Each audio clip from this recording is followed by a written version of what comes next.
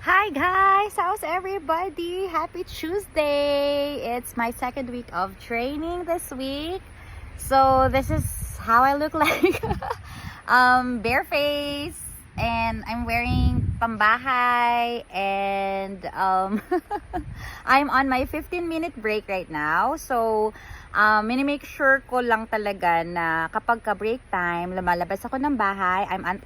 I'm in my backyard right now, and I'm eating some fruits.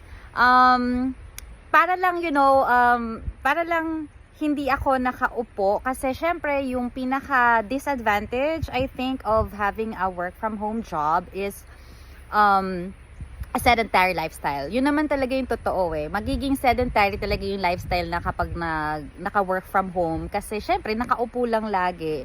So I make it to a point na kapag break time, lumalabas ako ng bahay, nagpapa-expose sa sun, pero nakatago sa ilalim ng puno. Joke lang, napapa-expose naman ako sa sun kahit papano. Para lang, maging healthy pa rin. And pangarap ko pa lang, pero ginugol ko na sana magsipag akong mag-exercise. Kasi para hindi ako lumaki, hindi ako tumaba. Kasi syempre sedentary nga. Yun, i-share ko lang na wala lang, natuwa lang talaga ako sa trainer ko. Alam nyo ngayon, technically pang 5th day pa lang ng training. No, 6th day ng training.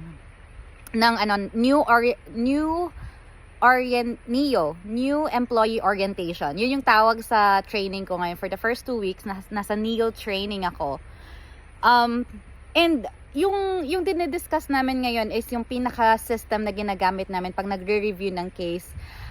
Gusto ko lang sabihin na sobrang happy ako and sobrang amazed ako sa system nila dito, kasi it's very efficient. Like parang as in sobrang efficient niya talaga. Yung system is parang naka-all-in-one na. Oh my God, ang ingay ng kapitbahay ko. Sorry guys.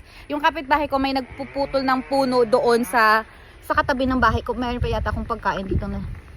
Wait lang. May nagpuputol ng puno doon. Kaya medyo maingay. Anyway, ano nga ba kinukwento ko? Basta yun, amazing yung system nila dito. Sobrang naka-compact, sobrang efficient, kasi isang system lang, pero andun na yung facts mo, andun na yung medical records, doon na din yung MCG, oh my God, naka-incorporate yung MCG sa loob ng pinaka-software, pinaka-system. So, it's so efficient. So, I'm very excited to learn more. Actually, nagpa-demo agad yung teacher ko.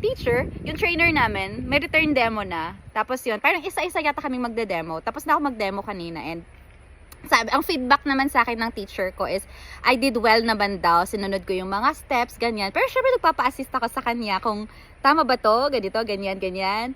Pero yun, nakakatuwa lang kasi yung sa hands-on training namin ngayon, very lang talaga, yun nga lang talaga, very fast-paced.